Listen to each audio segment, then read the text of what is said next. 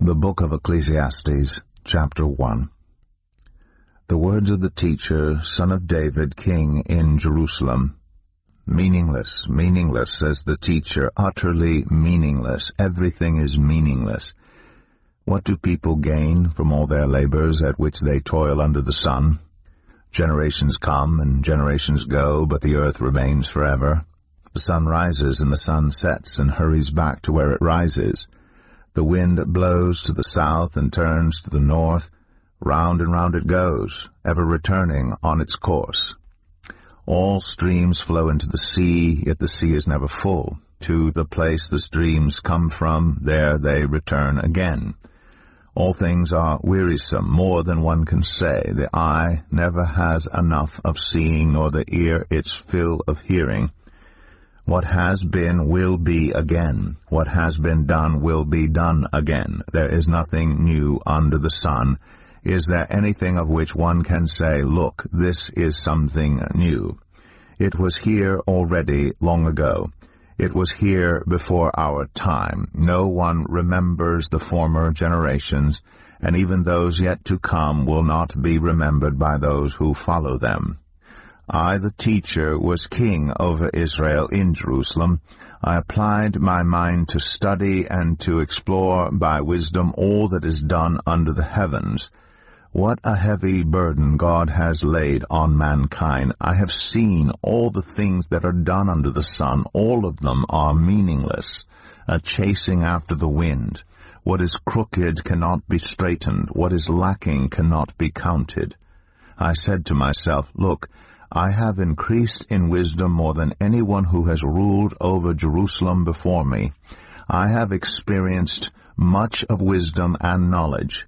Then I applied myself to the understanding of wisdom and also of madness and folly. But I learned that this too is a chasing after the wind. For with much wisdom comes much sorrow. The more knowledge, the more grief." Ecclesiastes 2. I said to myself, "Come now, I will test you with pleasure to find out what is good." But that also proved to be meaningless. Laughter, I said, is madness. And what does pleasure accomplish? I tried cheering myself with wine and embracing folly, my mind still guiding me with wisdom.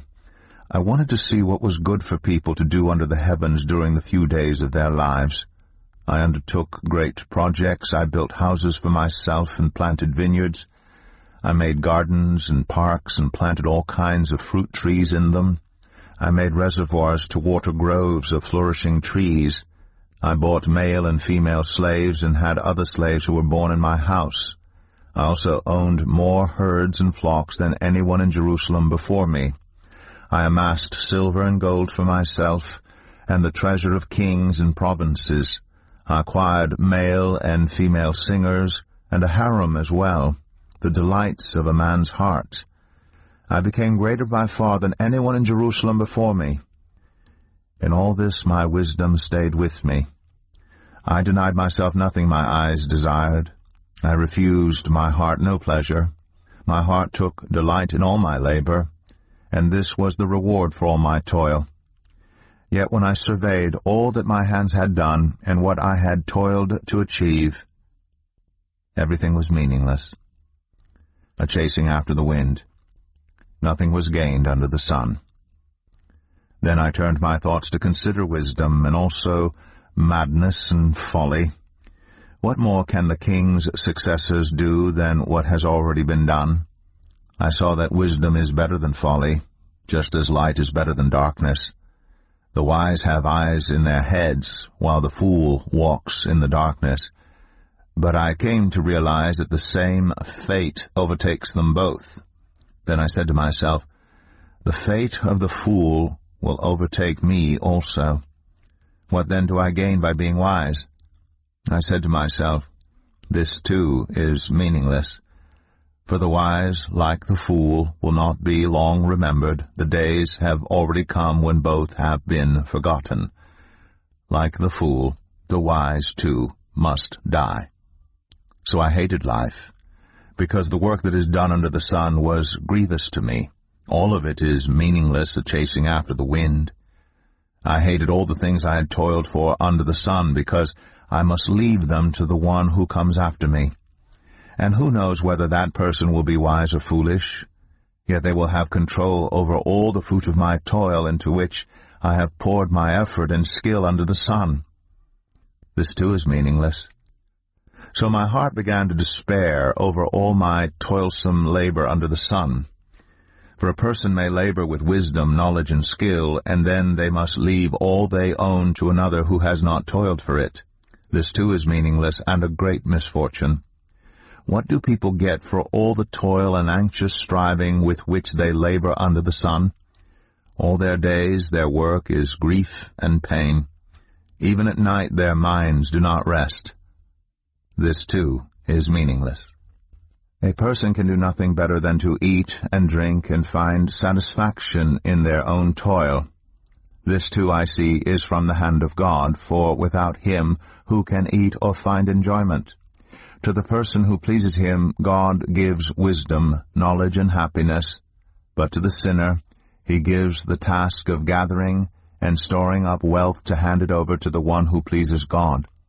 This too is meaningless, a chasing after the wind. Ecclesiastes 3. There is a time for everything, and a season for every activity under the heavens, a time to be born and a time to die, a time to plant and a time to uproot, a time to kill and a time to heal, a time to tear down and a time to build, a time to weep and a time to laugh, a time to mourn and a time to dance, a time to scatter stones and a time to gather them, a time to embrace and a time to refrain from embracing, a time to search and a time to give up, a time to keep and a time to throw away, a time to tear and a time to mend, a time to be silent and a time to speak, a time to love and a time to hate, a time for war and a time for peace. What do workers gain from their toil? I have seen the burden God has laid on the human race. He has made everything beautiful in its time. He's also set eternity in the human heart, yet no one can fathom what God has done from beginning to end. I know that there's nothing better for people than to be happy and to do good while they live, that each of them may eat and drink and find satisfaction in all their toil. This is the gift of God. I know that everything God does will endure forever. Nothing can be added to it and nothing taken from it. God does it so that people will fear Him. Whatever is has already been, and what will be has been before, and God will call the past to account. And I saw something else under the sun. In the place of judgment, wickedness was there. In the place of justice, wickedness was there. I said to myself, God will bring into judgment both the righteous and the wicked, for there will be a time for every activity, a time to judge every deed. I also said to myself, as for humans, God tests them so that they may see that they are like the animals. Surely the fate of human beings is like that of the animals. The same fate awaits them both. As one dies, so dies the other. All have the same breath. Humans have no advantage over animals. Everything is meaningless. All go to the same place. All come from dust, and to dust all return. Who knows if the human spirit rises upward, and if the spirit of the animal goes down into the earth? So I saw that there is nothing better for a person than to enjoy their work, because that is their lot. For who can bring them to see what will happen after them? Ecclesiastes 4. Again I looked, and saw all the oppression that was taking place under the sun. I saw the tears of the oppressed, and they have no comforter. Power was on the side of their oppressors, and they have no comforter. And I declared that the dead who had already died are happier than the living who are still alive. But better than both is the one who has never been born, who has not seen the evil that is done under the sun. And I saw that all toil and all achievement spring from one person's envy of another. This too is meaningless, a chasing after the wind.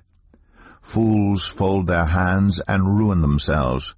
Better one handful with tranquility than 2 handfuls with toil and chasing after the wind. Again I saw something meaningless under the sun.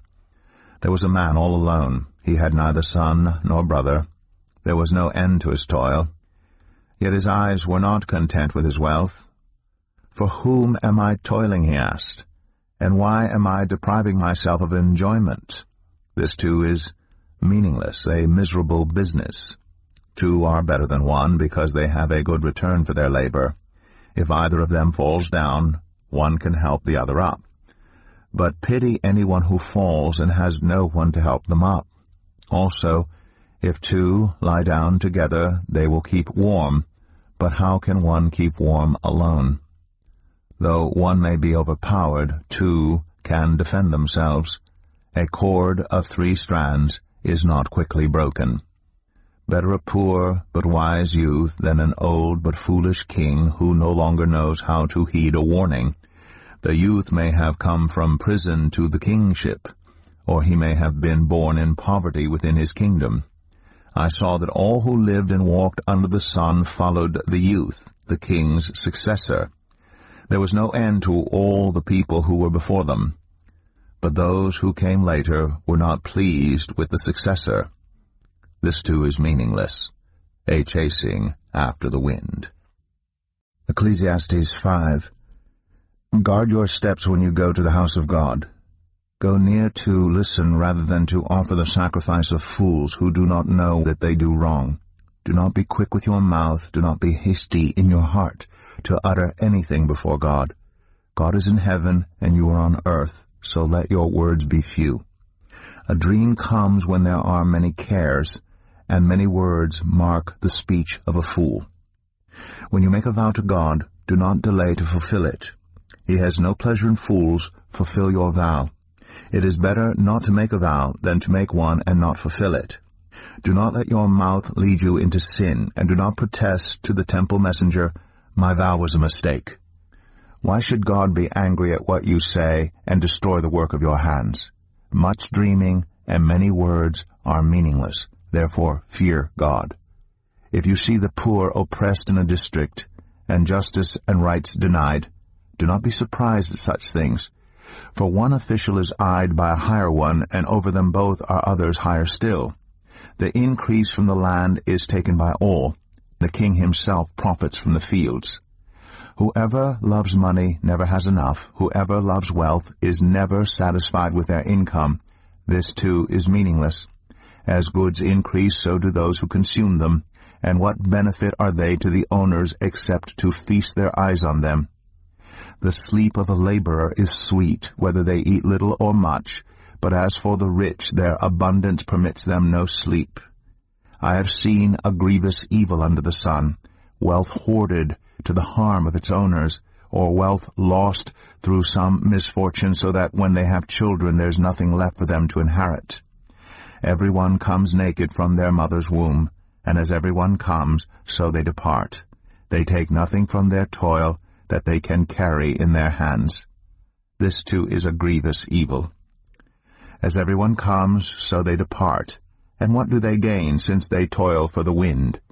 All their days they eat in darkness, with great frustration, affliction, and anger. This is what I have observed to be good, that it is appropriate for a person to eat, to drink, and to find satisfaction in their toilsome labor under the sun during the few days of life God has given them, for this is their lot. Moreover, when God gives someone wealth and possessions, and the ability to enjoy them, to accept their lot, and to be happy in their toil, this is a gift of God.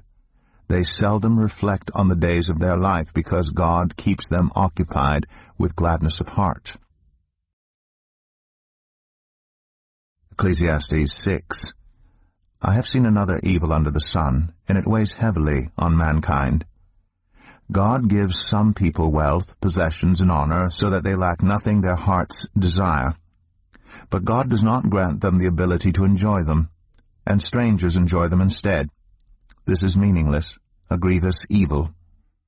A man may have 100 children and live many years, yet no matter how long he lives, if he cannot enjoy his prosperity and does not receive proper burial, I say that a stillborn child is better off than he. It comes without meaning. It departs in darkness, and in darkness its name is shrouded.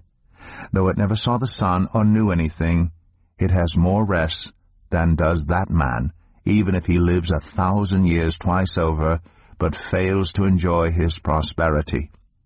Do not all go to the same place? Everyone's toil is for their mouth, yet their appetite is never satisfied. What advantage have the wise over fools? What do the poor gain by knowing how to conduct themselves before others? Better what the eye sees than the roving of the appetite? This too is meaningless, a chasing after the wind. Whatever exists has already been named, and what humanity is has been known. No one can contend with someone who's stronger. The more the words, the less the meaning. And how does that profit anyone? For who knows what is good for a person in life, during the few and meaningless days they pass through like a shadow? Who can tell them what will happen under the sun after they are gone? Ecclesiastes 7. A good name is better than fine perfume, and the day of death better than the day of birth. It is better to go to a house of mourning than to go to a house of feasting. For death is the destiny of everyone. The living should take this to heart. Frustration is better than laughter, because a sad face is good for the heart. The heart of the wise is in the house of mourning, but the heart of fools is in the house of pleasure. It is better to heed the rebuke of a wise person than to listen to the song of fools. Like the crackling of thorns under the pot, so is the laughter of fools. This too is meaningless. Extortion turns a wise person into a fool, and a bribe corrupts the heart. The end of a matter is better than its beginning, and patience is better than pride. Do not be quickly provoked in your spirit, for anger resides in the lap of fools. Do not say, "Why were the old days better than these?" For it is not wise to ask such questions. Wisdom, like an inheritance, is a good thing, and benefits those who see the sun. Wisdom is a shelter, as money is a shelter. But the advantage of knowledge is this: wisdom preserves those who have it. Consider what God has done. Who can straighten what he has made crooked? When times are good, be happy. But when times are bad, consider this: God has made the one as well as the other. Therefore no one can discover anything about their future. In this meaningless life of mine I have seen both of these, the righteous perishing in their righteousness, and the wicked living long in their wickedness.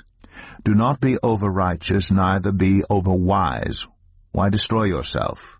Do not be over-wicked, and do not be a fool. Why die before your time? It is good to grasp the one and not let go of the other. Whoever fears God will avoid all extremes. Wisdom makes one wise person more powerful than 10 rulers in a city. Indeed, there is no one on earth who is righteous, no one who does what is right and never sins. Do not pay attention to every word people say, or you may hear your servant cursing you. For you know in your heart that many times you yourself have cursed others. All this I tested by wisdom, and I said, I am determined to be wise, but this was beyond me. Whatever exists is far off and most profound. Who can discover it? So I turned my mind to understand, to investigate, and to search out wisdom and the scheme of things, and to understand the stupidity of wickedness and the madness of folly. I find more bitter than death the woman who is a snare, whose heart is a trap, and whose hands are chains. The man who pleases God will escape her, but the sinner she will ensnare. Look, says the teacher, this is what I have discovered, adding one thing to another to discover the scheme of things, while I was still searching, but not finding. I found one upright man among 1,000, but not one upright woman among them all. This only have I found. God created mankind upright, but they have gone in search of many schemes. Ecclesiastes 8. Who is like the wise? Who knows the explanation of things? A person's wisdom brightens their face and changes its hard appearance. Obey the king's command, I say, because you took an oath before God. Do not be in a hurry to leave the king's presence. Do not stand up for a bad cause, for he will do whatever he pleases. Since a king's word is supreme, who can say to him, "What are you doing?" Whoever obeys his command will come to no harm, and the wise heart will know the proper time and procedure. For there is a proper time and procedure for every matter, though a person may be weighed down by misery. Since no one knows the future, who can tell someone else what is to come? As no one has power over the wind to contain it, so no one has power over the time of their death. As no one is discharged in time of war, so wickedness will not release those who practice it.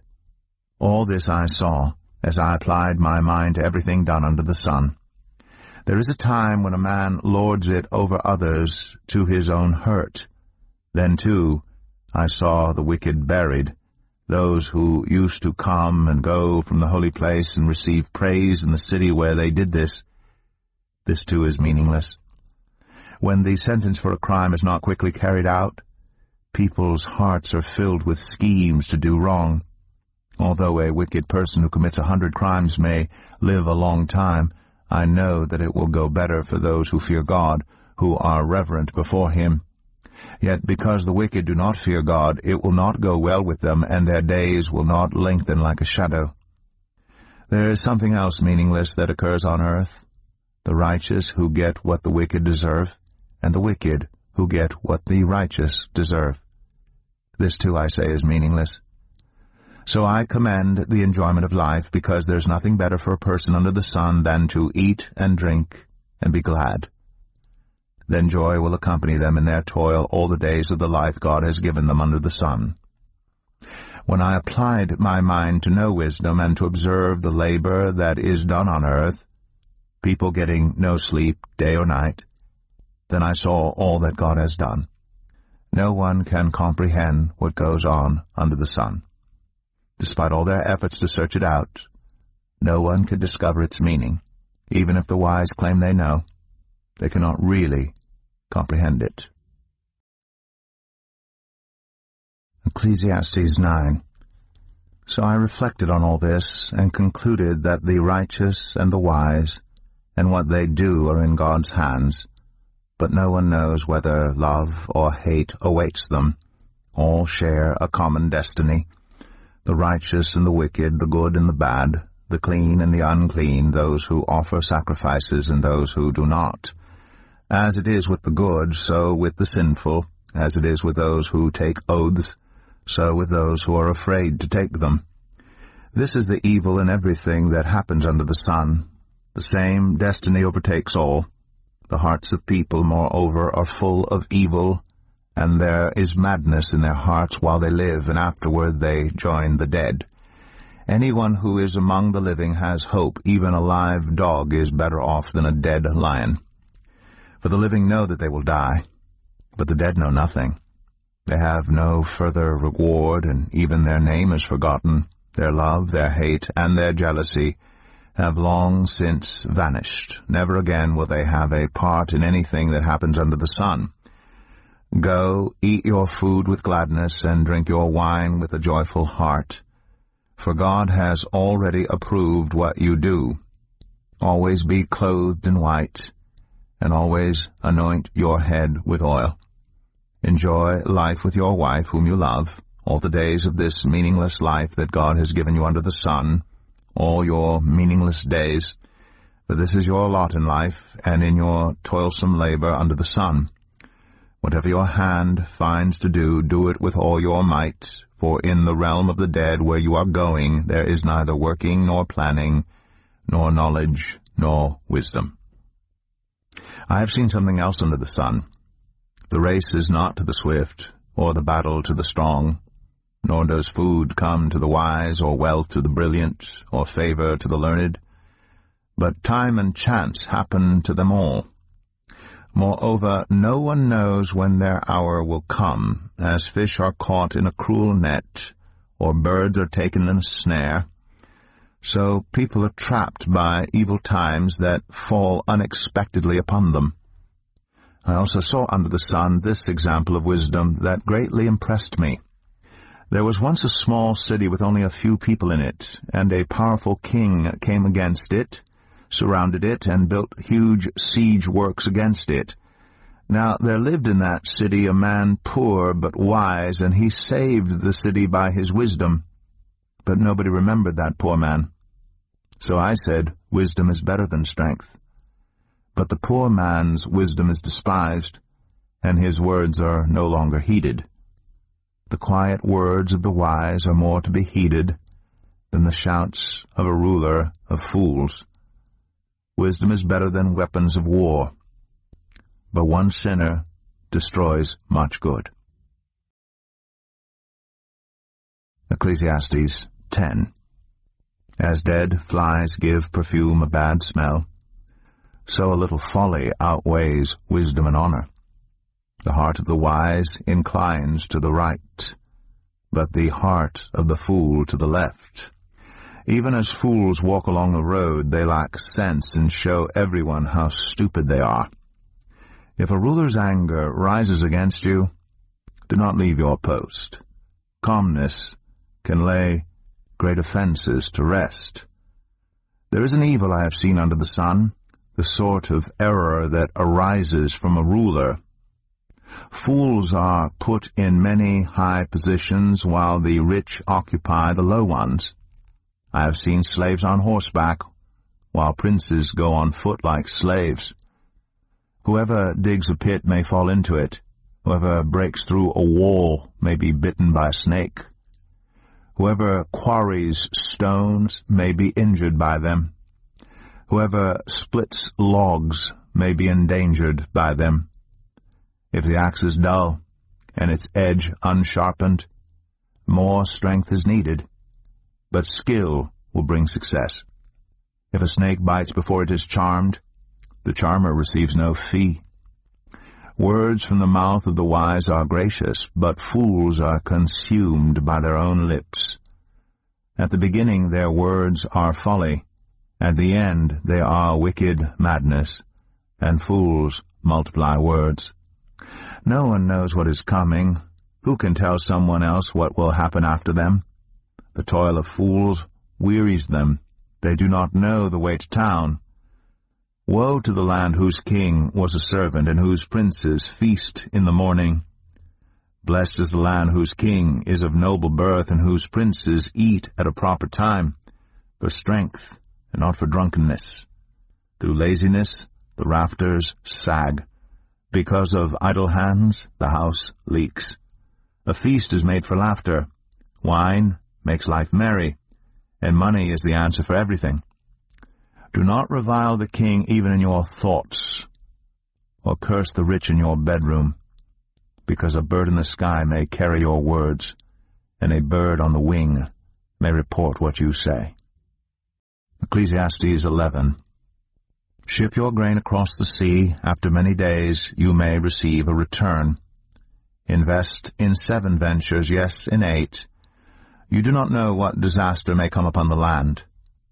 If clouds are full of water, they pour rain on the earth. Whether a tree falls to the south or to the north, in the place where it falls, there it will lie. Whoever watches the wind will not plant. Whoever looks at the clouds will not reap. As you do not know the path of the wind, or how the body is formed in a mother's womb, so you cannot understand the work of God, the Maker of all things. Sow your seed in the morning, and at evening let your hands not be idle.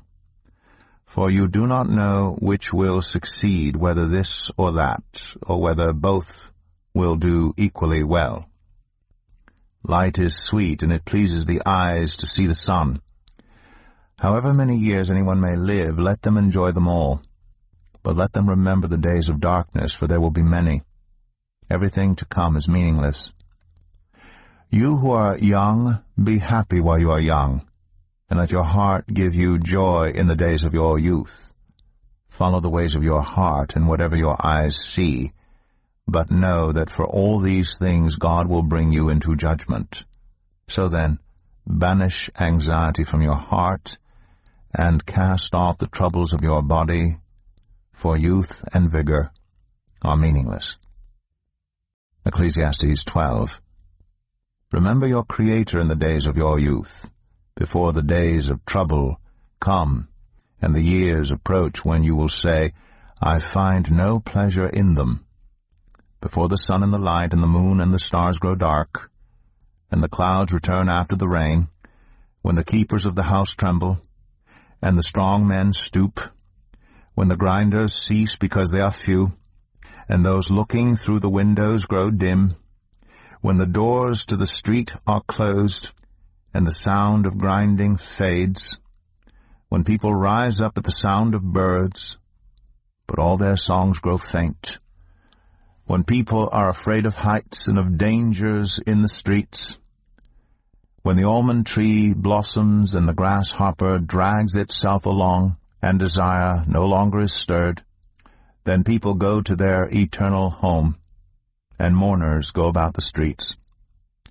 Remember him before the silver cord is severed, and the golden bowl is broken, before the pitcher is shattered at the spring, and the wheel broken at the well, and the dust returns to the ground it came from, and the spirit returns to God who gave it. Meaningless, meaningless, says the teacher.